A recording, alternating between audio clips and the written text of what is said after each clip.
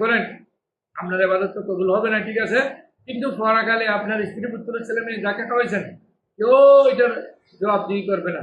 জবাবদিহি করতে হবে কেন? আপনার যেই 2 নম্বরই কাম করেছে তাকে জবাবদিহি করতে হবে, কিন্তু খাইয়েছে কারা? আপনার পরিবার পরিজন। সুতরাং এমনি অবৈধ কাজ করে অবৈধ ইনকাম করে কেন খাওয়াবেন? আপনি চিন্তা করতে হবে, বুঝতে হবে। আল্লাহ তাআলা বলেন, আমার জুহজিহা আনিন নারে, যাকে জাহান্নাম থেকে দূরে রাখা হয়েছে, ফাকাদ ফাজ, ওদুখিলাল জান্নাতা, এবং জান্নাতে প্রবেশ করা হয়েছে, ফাকাদ ফাজ, সেই হলো সাকসেসফুল, তার জীবন হলো সুন্দর, সেই হলো কামিয়াব, তার জীবনটা কামিয়াব হয়েছে। কত আফলাহ আল মুমিনুনা আল্লাযীনা ফি সালাতিহিম খাশিউন, এখানের মধ্যে প্রায় 14টা মুমিনদের গুণ কি সেখানে বর্ণনা করা হয়েছে 18 বার শুরু থেকে। তো মুমিন কারা? মুমিন বলো যাদেরকে আল্লাহ জাহান্নাম থেকে দূরে রেখেছেন, সে এমন কাজ করেছে জাহান্নাম থেকে দূরে থেকেছে এবং জান্নাতে প্রবেশ করেছে, যে এর উপরে আর কোনো সফল কাম জীবন হতে পারে না। এইটাই হলো উত্তম, আপনার এইটাই হলো উত্তম, আপনি যে এটা পেয়েছেন এটাই হলো উত্তম। এটার জন্য আল্লাহর কাছে সারা জীবন চাইবেন, আমার হায়াত দুনিয়া ইল্লা মাতাউল গুরুর। আর দুনিয়ার হায়াত হলো, দুনিয়ার জিন্দেগি হলো মাতাউল, এমন বস্তু, আল গুরুর দুঃখ বস্তুর মতো। অনেকে বলছেন এই যে আপনার জিন্দেগি হলো আর হায়াত কাজ জিল্লে, আপনার হায়াত হলো আপনার ছায়ার মতো।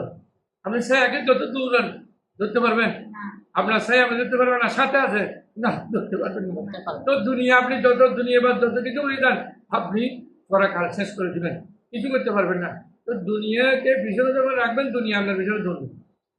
আপনি যখন সামনের দিকে যাবেন, ছায়া আপনার পিছনে আসবে, ছায়া আপনার পিছনে রাখবে।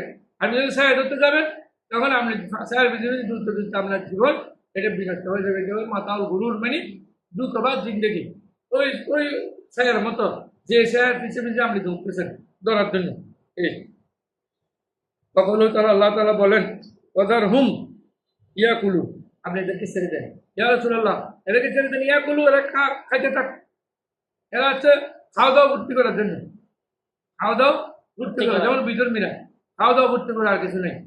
এরা ফুরি ফেলবে, দুনিয়া থেকে যাওয়ার সাথে সাথে ফুরি ফেলবে, এই জন্য যাতে আল্লাহ ওদেরকে খুঁজে না পায়। নাউযুবিল্লাহি। আচ্ছা, যে আল্লাহ এই সাই ছাড়া আল্লাহ সৃষ্টি করতে পারছেন, এখন তো সাই আছে, ওই সাইকে আল্লাহ একত্রিত করতে পারেন না? অবশ্যই আল্লাহ রাব্বুল আলামিন পারবেন। ওদের মাথা কে আমরা জানি না। তো বলছিলেন ওদেরকে ছেড়ে দিন, ইয়াকুলু, ওরা খেতে থাক, দুনিয়াটা হচ্ছে খাওয়ার জন্য। হ্যাঁ, কিছু মানুষ হচ্ছে দুনিয়াতে খাওয়ার জন্য, আর কিছু মানুষ হচ্ছে দুনিয়াতে বাঁচার জন্য খাওয়া। আমি না বাঁচলে এবার কেমনি করবো? আর কিছু আছে দুনিয়াতে খাওয়ার জন্য দুনিয়ার জীবন। কিন্তু বলো যে সকালে একটা হাসি, বিকেলে একটা মুরগি, এর পরের দিন একটা হাঁস, এগুলো দিতে হবে, এগুলো খাইতে থাকে। অনেকে আমরা দেখি ফেসবুকের মধ্যে সাধক যারা এত খায় যে একটা ছাগল নিয়ে নিজে বসে যায়, দেখছেন কোনোদিন? ছোট করে নেই, একদম খাইতে থাকে, দুইটা দিয়ে খাওয়া দাম দুটো খায়। ওই তোমার তো এখন দুনিয়া বুক করতে থাকুক, ওয়ালাইহিম উল আমল, এবং তাদের আশা, এখানে আমল মানে আলিফ মিম লাম, এটা আমল মানে তাদের এত আশা, এটা একেবারে আশা করতেই থাকুক। আমল না, আইন মিম লাম বলে কাজ করা, এটা হলো আলিফ মিম লাম। আমল মানে আশা, ওরা এত আশা করতেছে যে আশার মধ্যে দুঃখ মাঝে মধ্যে পড়তেছে, তারা এখন জানবে না, অনত বিলম্বে খবরে হাসরে ফুলছড়াতে পরকালে তারা জানতে পারবে, যখন জান্নাতে যেতে পারবে না তখন ওরা জানতে পারবে, এটা বুঝে আসবে। فقال علي بن ابي طالب رضي الله تعالى عنه, হযরত আলী ইবনে আবি তালিব রাদিয়াল্লাহু তাআলা বলেন, হযরত আলী রাদিয়াল্লাহু তাআলা বলেন, এটা হালাতিদ দুনিয়া মুদবিরাতান, আর দুনিয়া সবসময় পিছনের দিকে যাচ্ছে। দুনিয়া কোথায় যাচ্ছে? আপনি যত কিছু করেন না কেন, দুনিয়া পিছনের দিকে যাচ্ছে, দুনিয়া পিছনের দিকে যায়। ও আর তাকালাতিল আখিরাতু মুকবিলাতান, আর আখিরাত সামনে আসতেছে, অর্থাৎ দুনিয়া শেষ হয়ে যাচ্ছে, আখিরাত আগমন করছে। আখিরাত যত আপনি দুনিয়া যত শেষ করবে, আখিরাত তত তাড়াতাড়ি আসবে, পরকাল তত তাড়াতাড়ি আসবে। এরপর বলছেন ওয়ালিকুল্লি ওয়াহিদাতিন মিনহুমা বনুনা, এটা খুব সুন্দর কথা, যে দুনিয়া এবং আখিরাতের জন্য, আখিরাতের অনেক সন্তান আছে, এটা কিন্তু কোনোদিন আমরা শুনি নেই। দুনিয়া আখিরাতের সন্তান কি? দুনিয়া বাস, ইবনুদ দুনিয়া, এই দুনিয়ার সন্তান, ইবনুল আখিরা পরকালে পরকালের সন্তান, মানে এই সন্তান মানে যারা পরকালের কাজ করে ওদেরকে ইবনুল আখরা, আর যারা শুধু দুনিয়াবাদ ওরা হলো ইবনুল দুনিয়া। তো ওদের অনেক সন্তান আছে, দুনিয়ার সন্তান আছে, পরকালের সন্তান আছে। ওয়াকুনু মিন আবনাইল আখরা, আপনি পরকালের সন্তান হয়ে যান। এ মুসলমানেরা, পরকালের সন্তান হও, তোমরা দুনিয়ার সন্তান হইও না, দুনিয়াবাজ হইও না। ওলা তাকুনু মিন আবনাইল দুনিয়া, দুনিয়ার সন্তান হইও না। ফাইনাল ইয়মা আমলুন, আজকের দিন হলো আমলের দিন, এটা দারুল আমল। আপনি যত কাজ করতে পারবেন তত আপনার এখানে লাভ করবে। বলা হিসাব এখন কোনো হিসাব নেই। কাউন্ট হবে কখন? কবরে, হাসরে, ফুলছড়াতে, হ্যাঁ পরকালে যখন আল্লাহ হিসাব নেবেন তখন হবে এটা কাউন্ট। এখন যেহেতু কাউন্টের টাইম আসে নাই, আপনি যত পারেন তত আমল করতে থাকেন। যতদিন আল্লাদিন আমানু ও আমিলুস সালেহাতে যেমন জান্নাতুন তাজরি মিন তাহতিহাল আনহার, আপনি যত কাজ করবেন আল্লাহ আপনাকে জান্নাতের পথ আপনার জন্য সহজ করে দিবেন। এই কাজটা করবেন, এখন এইটা করবেন। ওলা ওয়াগাদান হিসাবুন, কিন্তু পরদিন কাউন্ট হবে, হিসাব দিতে হবে। আল্লাহ যদি কোনো বান্দার হিসাব নেই, ওমান ইয়ামাল মিসকালা যাররাতিন খায়রান ইয়ারা ওমান ইয়ামাল মিসকালা যাররাতিন শাররান ইয়ারা। কে ভালো কাজ করছে, কে খারাপ কাজ করছে, কে বিন্দু পরিমাণ ভালো কাজ করছে, কে বিন্দু পরিমাণ খারাপ কাজ করছে, সবগুলো সে দেখতে পাবে। আমলকারীরা পরকালে সব দেখতে পারবে, ওদের ওদের সব ওরা সব দেখতে পারবে, ওগুলো দেখা যাবে ওদের, হ্যাঁ ওরা দেখতে পারবে। সুতরাং পরকালে দেখে তো আর কোনো কাজ হবে না, পরকালে দেখে কোনো কাজ আসবে না। বলে আমলুন, এবং পরকালে কোনো আমল নাই। যেমন এখন কোনো মানুষ মারা গেলে অনেকে বলে যে খবর থেকে আল্লাহ আসর আনন্দ আমাকে একটু আসরের নামাজটা পড়তে দেন না। তারা বলবে একটা আসরের নামাজ পড়তে যাই, মসজিদে যাই, কি মসজিদে যাবে? এটা তো দারুল আমল নয়, এটা দারুল হিসাবে যদি হচ্ছে তোমরা, এটা তো দারুল আমল নয়। দারুল আমল যখন নয় তোমার ওখানে তোমরা যাওয়া সম্ভব হবে না। বলা হেসাবা, কোনো হেসাব, কোনো হিসাব নিকেন নেই। তো গাদান হেসাবুন, আগামীকাল হলো হিসাব। বলা আমলুন, আগামীকাল কিন্তু কোনো আমলের টাইম থাকবে না। অর্থাৎ কবরে যাওয়ার পর থেকে আলমে বরজক থেকে আপনাদের আর কোনো আমলের কোনো কাজ নেই এখানে, শুধু হিসাবের কাজ চলবে। সুতরাং ফাকুনু ওয়ালা আমলুন বেমুজাহদিহি এ বিমা, তো যাক তাহলে তোমরা এখানে দুনিয়া, শুধু দুনিয়াবি কাজ থেকে তোমরা দূরে থাকবে। আর দুইটা আছে হাদিস, এটা শেষ করে দিচ্ছি। এটা বলে আমরা দ্রুত শেষ করছি। حدثنا صدقة بن الفضل أخبرنا يحيى بن سعد عن سفيان قال حدثنا أبي عن منذر عن ربيع بن حسيم عن عبد الله رضي الله تعالى عنه قال حضرت عبد الله رضي الله تعالى عنه বলেন খাত্তান নবী সাল্লাল্লাহু আলাইহি ওয়াসাল্লাম খাত্তান মুরাব্বা, রাসূল করিম সাল্লাল্লাহু আলাইহি ওয়াসাল্লাম একদিন বৃত্ত অঙ্কন করলেন।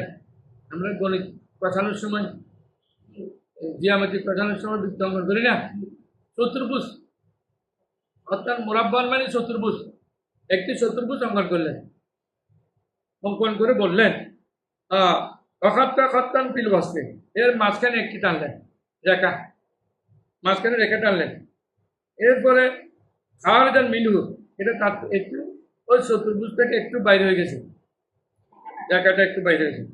অখাত্তা কততন উততন সেগারান, এবং এখান থেকে আরো ছোট ছোট অনেকগুলো টেনেছেন, ছোট ছোট এটার পর আবার ছোট ছোট অনেকগুলো টেনেছেন রাসূল করিম সাল্লাল্লাহু আলাইহি ওয়াসাল্লাম। ইলা হাযাল লাযী বিল ওয়াসতে, ওই যে মাঝখানে যেটা ছিল এটার থেকে এটার ডান দিকে বাম দিকে অনেকগুলো টেনেছেন। একই হাদিস আবার আমরা ইবনে মাজাহ শরীফে পড়েছি। হ্যাঁ আছেন। তারপর কি হাযাল লাযী বিল ওয়াসতে মিন জানিবিহি লাযী বিল ওয়াসতে, মধ্যখানের থেকে ডান দিকে বাম দিকে অনেকগুলো রেখা টেনেছেন। অকালা হাযাল ইনসানু হাযা আজালুহু, বললেন এটা হলো ইনসান, এটা মানে মানুষ, এটা হলো মানুষের মৃত্যু। একটা বললেন এটা মানুষ, এটা মানুষের মৃত্যু। মুহিতুম বিহি, যা মানুষকে ঘিরে আছে, ওই রেখাটা ঘিরে আছে, রেখা নয় বৃত্ত, বৃত্ত এটা মানুষকে ঘিরে আছে। আও কদা হাতা বিহির, যে অথবা এভাবে রাসূল করিম বলছেন যে মৃত্যু অনেক ওদেরকে ঘিরে আছে। তো হাযাল্লাযী ওয়া খারিজুন আমালাহু, আর যে রেখাটা বৃত্তের বাইরে চলে গেছে এটা হলো বান্দার আশা। এমন আশা অন্তরে আছে, এই জন্য একজন ফার্সি কবি বলেছেন যে চর্ম হরিচা পূর্ণসুদ, মানুষের আশা কোনোদিন পুরো হবে না, এতগুলো আশা করে রাখে। আমার আমার ছেলের জন্য অমুকের মেয়ে আনবো, আমার মেয়েকে অমুকের ছেলের কাছে বিয়ে দিব, আমি 12 তলা 5টা বিল্ডিং করব, আমি এদিকে 12খানি জমি কিনবো, এগুলো সব আশা বলতে গেলে বৃত্তের বাইরে চলে গেছে। মানে মৃত্যুর পরেও তার আশা এটা অন্তরে থাকে। মানুষ বলে না যে, অনেকে বলে যে তার খবরটাই তল করে গেছে, কেন কেন তল করছে, অনেক আশা ছিল অন্তরে, এগুলো নিয়ে যাওয়ার কারণে এই তার খবরটা অন্তর। এইটা প্রত্যেকে বলে আমাদের বুঝবে না যে আমরা জানি, এটা আমরা জানি না, এটা কিন্তু কিতাবের কথা নয়। তবে আশা থাকে, মৃত্যু পর্যন্ত অন্তরের আশা এটা আছে। হাজাল্লাদি ও খালিদুল আমল, এটা যেটা বাইরে হয়ে গেছে এই গুলবৃত্তের পরেও এটা বের হয়ে গেছে, ওটা হচ্ছে তার আশা। তাহাজিল কোথাতু সেগারু আল আরাজু, এই ছোট ছোট যে সমস্ত দাগগুলো আপনার রেখা থেকে ডানে বামে আসছে, হ্যাঁ প্রস্তুর দিকে গেছে, আর মানে প্রস্ত আর এইদিকে এইদিকে যেগুলো আসছে ওইগুলো হলো ফাইন আখতাহু, হ্যাঁ ফাইন্না আখতাহ হাজা নাহাজাতু হাজা, ফাইন আখতাহ হাজা নাহাজাতু হাজা। যদি একটাতে ভুল হয় আর একটাকে বক্ষণ করে, এটাতে ভুল হলে এটা বক্ষণ করে। সুতরাং মানে এই বড় আশা নিয়ে আছে, এবাদতের দ্বারা কাছেও নাই, তাহলে বুঝতে তার বিপদ তাকে গ্রাস করবে, তার ভুল অবশ্যই বিপদ আসবে। আমাদের শেষ হাদিস এটা বলে আজকে আমরা শেষ করবো। এটা হলো এখন শেষ হাদিস হলো 6418 নম্বর। حدثنا مسلم حدثنا حمام عن اسحاق ابن عبد الله ابن ابي طلحه عن انس رضي الله عنه قال خط النبي صلى الله عليه وسلم خطوطا, রাসূল করিম একদিন অনেকগুলো বৃত্ত অঙ্কন করলেন, অনেকগুলো রেখা টানলেন, রেখা অকলা হাজাল আমল, এটা হলো এই বৃত্তটা, এই রেখাটা হলো তার আশা, ও হাজা আজলু, এটা হলো তার মৃত্যু, এটা হলো তার মৃত্যু। ফাবাইনামা হুয়া কাযালিকা ইজাহুল খাতুল আকরাম, হঠাৎ করে যে এতগুলো আশা নিয়ে মন ভরে আছে, এতগুলো আশা থাকা সত্ত্বেও যে তাকে আল্লাহ রাব্বুল আলামিন এমনভাবে তাকে মৃত্যু দান করেন, সে কোথায় যাবে, কি করবে, কি খাবে, এর দিশে পিছে পায় না। সুতরাং এমনভাবে হয় যে আল্লাহ রাব্বুল আলামিন তাকে মৃত্যু দান করেন, সে এই এতগুলো আশা নিয়ে মৃত্যুবরণ করে। সুতরাং এত বেশি আশা করা উচিত নয়, যেগুলো আপনি পারবেন ওই আশাগুলো রাখবেন। দুনিয়াতে থাকা অবস্থায় পরকালের চিন্তা সবসময় করবেন। আল্লাহ রাব্বুল আলামিন সব মুসলমানকে দুনিয়াতে থাকা অবস্থায় পরকালের চিন্তা করে পরকালের সুখ-শান্তির জন্য, জান্নাত পাওয়ার জন্য কাজ করে যেতে আমি আহ্বান জানিয়ে হাদিসের আলোকে আমার কথা এখানে শেষ করলাম। আখির দাওয়ানা আলহামদুলিল্লাহি রাব্বিল আলামিন। আসসালামু আলাইকুম ওয়া রাহমাতুল্লাহি ওয়া বারাকাতুহু।